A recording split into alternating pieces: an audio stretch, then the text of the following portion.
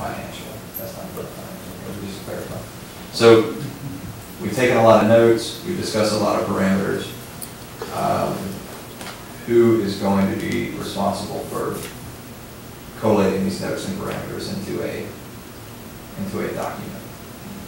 We can write. I've written a bunch of notes down, so I can get that to Ramona to distribute.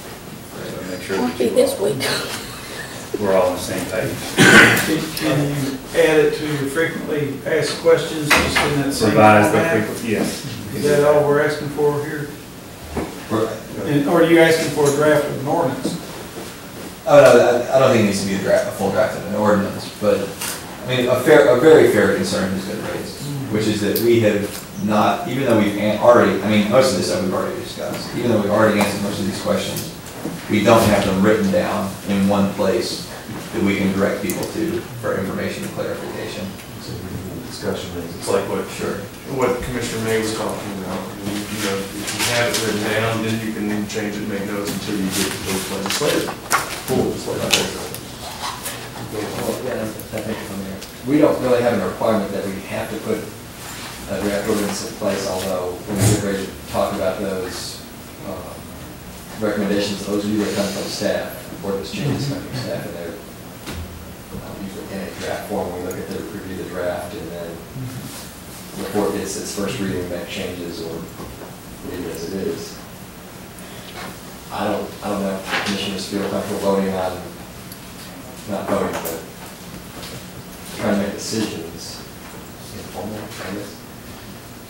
Whether or not they're going to support something until it actually says, you know, the appropriate clauses in it. I'm not sure how the commission, I would defer to others to see how they feel about it, because at this point, I'm not going to vote for the ordinance anyway. But those that are not sure, I don't know how they would feel about it. They want to see an ordinance draft in place. I think the important thing is communication with the public and with each other and with staff. And then, like I said, we discussed all of this repeatedly. Some folks have missed some of the discussion, so we're not even all necessarily on the same page. A lot of the content of those discussions, I mean, you know, we discussed it publicly, we posted it online, etc. But a lot of it hasn't reached the public, and so folks are asking lots of questions right now that we actually answered months ago. But it just seems very important. It just seems very important that we do what we can to communicate with the public about the parameters that have been set so far. I would venture to say, and I don't know about what the rest of the commission feels, I think doing it as a frequently asked questions is a good idea. We're going to get, Rob, you're working on, is the ordinance, do you have a draft of the ordinance already? So we have a draft of the ordinance. So, you know, we have both documents there. So, but I think the frequently asked questions, in my vantage point, that to me is better for a citizen, because as a citizens don't like to go in and read ordinances, and they're difficult, they're tough. They have the option to do what they want, but if we put it in frequently asked questions, then it becomes assisting the citizens, and we can keep that around and you know, just maybe hand it out again. You know, if we need to, when we pass out the hands or something like that. I agree. I mean, we're going to need to pass an appropriately worded ordinance at some point in order to move forward on things. But an informal document with all this information on it that doesn't have all the legalese in it would just make it a lot easier to get folks on the same page and to understand what's going on. Can I ask a question? Yes. I've had numerous calls from some of our seniors about points that I think you said earlier about not physically being able to wield the card. So I just want to get, has that been discussed at all yet? We've discussed it. I really wish we would go ahead and set that parameter, but we haven't. Okay. We've agreed that we need to make accommodations. We just haven't agreed on which accommodations we're making. Okay.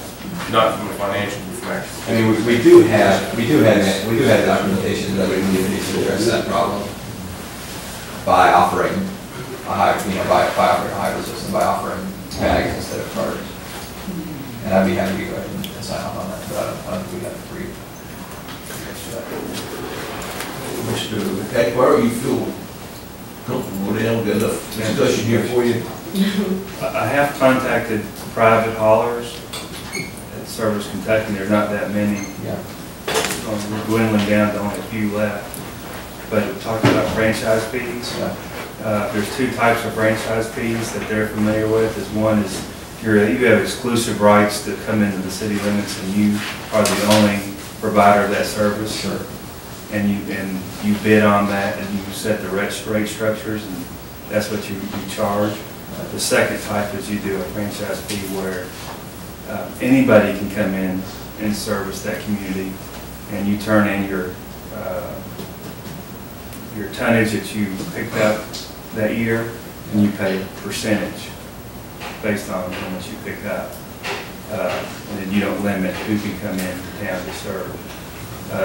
From talking to those providers, Georgetown is the only community that they could think of that has that kind of open to anybody to serve concept, and most other cities or counties have the where you limit to one provider and they set the rates.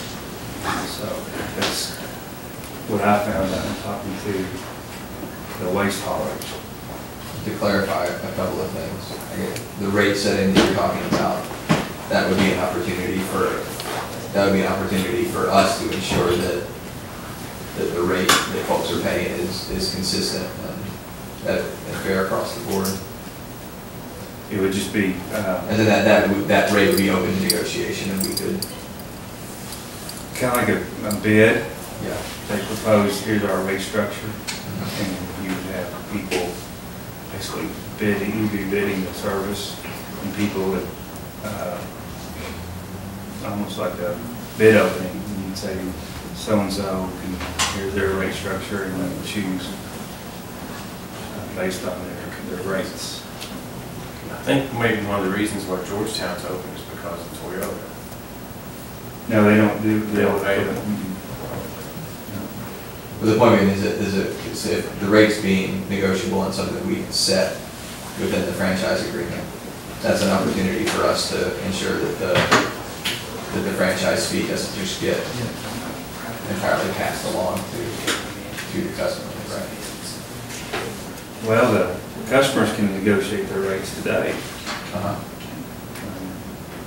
That's one option they have. They can shop companies today. I guess the downside of setting rates is you limit competition from different haulers. So, kind of depends. I think it's so a wide variety that it's not definitive which one's better. It's just both have their advantages and disadvantages. If you're a big producer of garbage, you might be able to really get a better price sitting down negotiating one-on-one, but if you're a small mom and pop, you may not have the ability to negotiate with different policies and what to generate rate. So under that scenario, you might be better off where the city negotiates that rate for you and you go through it. So it kind of depends. And would it be, you guys can give your opinion on this because this might not be realistic, but obviously these companies are able to, I mean, they're private for-profit businesses, right? So they go around and collect all this garbage and charge a fee for it and actually make a profit. I mean, they're coming out ahead. We're a nonprofit entity with a lot of the same infrastructure in terms of garbage collection. I realize we don't have enough infrastructure right now in terms of trucks and labor to pick up the entire city's trash. But we have the right type of infrastructure, we just don't have enough of it. Is it even realistic for us to undercut the rates that are offered by the private haulers? Is it realistic for us to undercut the rate, to offer that service ourselves, to undercut their rates competitively, and to still break even, or even come out ahead ourselves? Or is that just a no-win for us? Does the question make sense?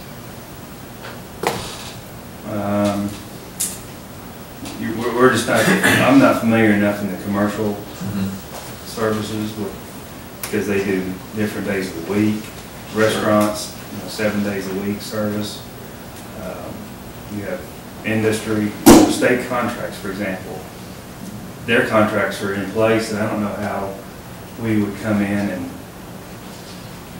if their contract, when their contract is up, maybe we would have the opportunity to get that. Just a lot of capital up front, a lot of dumpsters to be purchased, a lot of,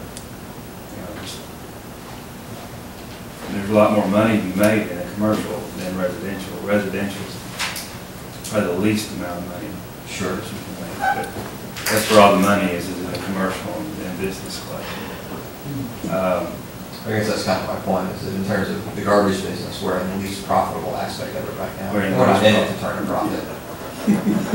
But I wonder if it'd be realistic for us to expand our service into the more profitable sector. And if we can and I know this is a big if, and it might not even work out if we put it on the table, but if we could save the businesses money and if we could undercut their rates and still turn a profit or break even ourselves, even considering the investment that would be required to expand our fleet and everything. But it's nothing where you're going to get answers to today. I just wanted to put the possibility on the table. That doesn't make sense within the context of a franchise agreement. That's just a potential alternative to a franchise agreement. Right. I see looks of concern too. So. With the franchise agreement, you don't take on the extra employees, Understood. the extra costs. Sure. You kind of get the benefit without all the risk. Of course, the franchise fee, And the franchise fee is going to be factored into the rate that hauler charges the commercial entities. all right, if we far enough along now, we can look at, talking about old business. I think Commissioner Hutton needs to leave. I have to pick my kids up at 5. It's 10 till. You want to leave us with anything? What did you say? I need to go pick up my kids at 5. It's 10 till 5. Okay, so you ready for talk about old business? Three-year-old business. I'm sorry. Bring it all up. I just keep up, buddy. Okay, is there any old business? See Commissioner Warren. Regarding, I've got 2 pieces of old business regarding walking and biking trails. We've been working for a while on a walking and biking trail on an old railhead. It would go from, roughly Broadway down around the Corso Gallery up that old railbed as an alternative to East Main. Yes. And then go out past K-State. My understanding is that the hang up on that right now is, and I assume Rob can speak to this. The hang up right now is that there's a small stretch of it that's owned by CSX. It's owned by CSX, and it's believed to be leased to R.J. Corman. And I've been in contact with CSX's person who deals with these issues, and he is attempting to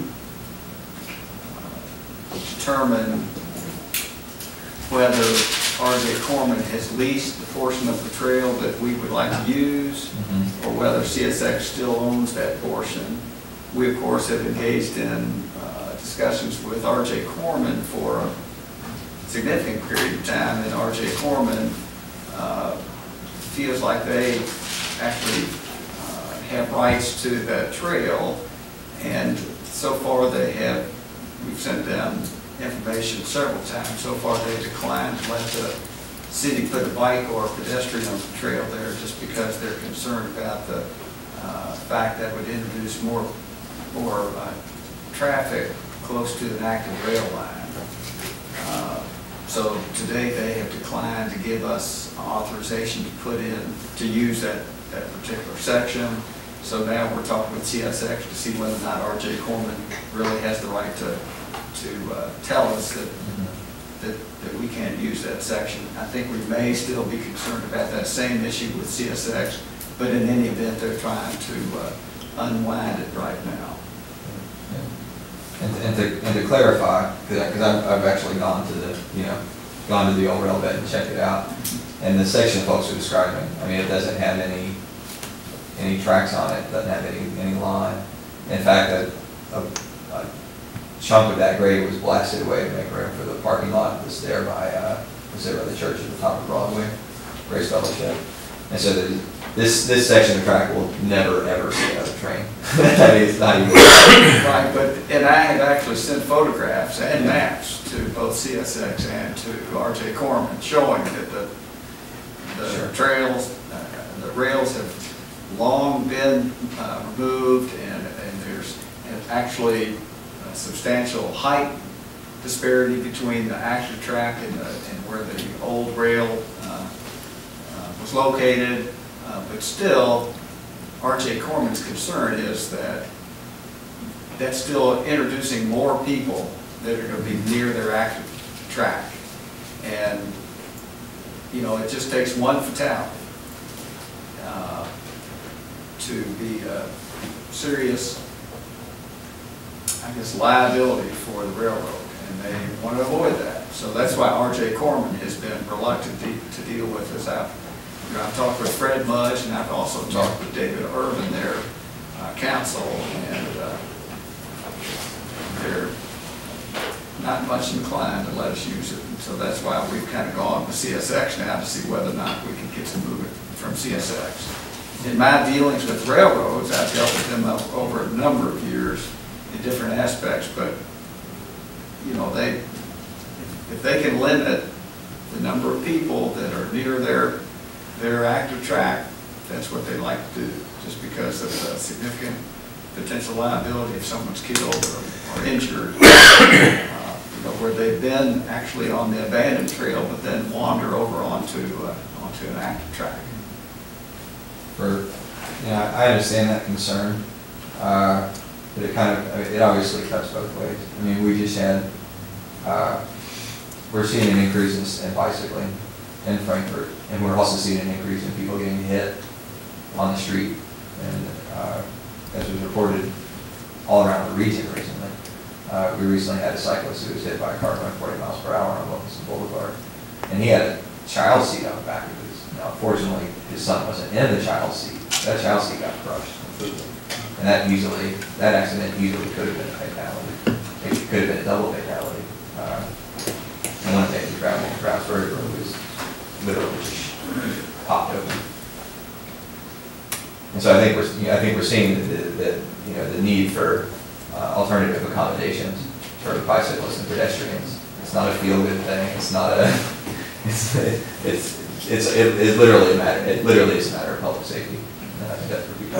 Mr. Hackbart and I made a site visit down there the other day, and you know, the old rail bed would be an excellent trail, but it's 8 to 10 feet in height, and it's just like you say, a portion of it's been blown off. Sure. So at the end of that, we were concerned. We would like, you know, if we ever get this permission, we would like to, you know, meet the Americans with Disabilities Act requirements, Sure. which would require some kind of ramp or some kind of easy access that we do not have now. Sure. And so I think there would be a physical plan for us to accommodate this if we could get the railroad parties, you know, to quit pointing fingers and agree. And we met with the walk bike group about this, and we offered a possible alternative route, which would be above that. And got a report from them that after they actually went down and physically checked out that route, that it would not work because it's such a steep slope, and it really wouldn't tie in properly at the end of East Main Street.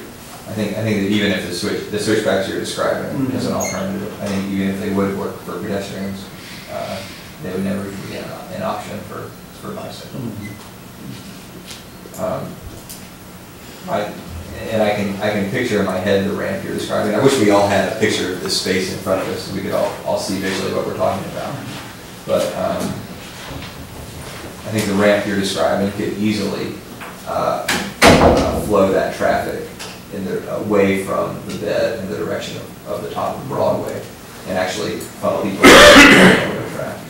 And the 8 to 10 foot grade that you're talking about, as long as there's a rail going up the side, then I think you're looking at a pretty substantive separation from the active rail bed.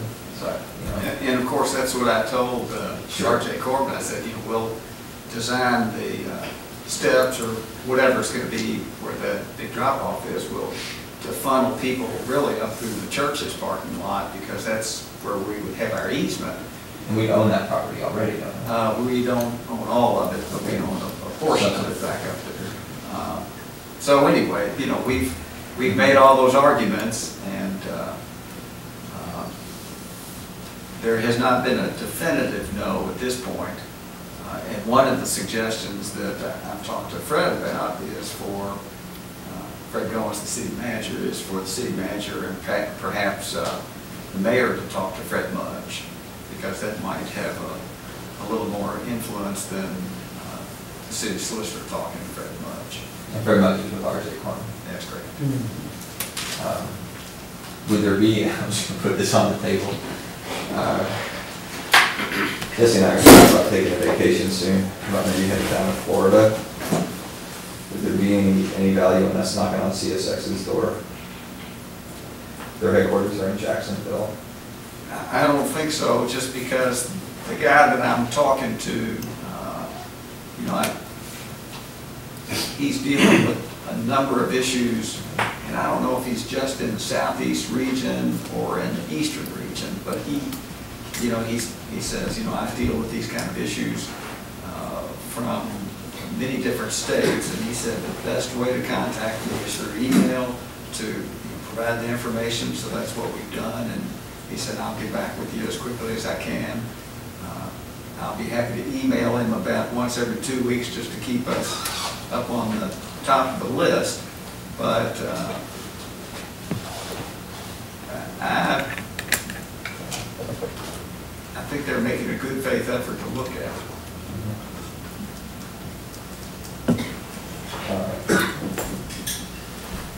That makes sense, but all the same, if I'm driving past Jacksonville, I'd be hard pressed not to knock on their door and at least drop another word in their ear.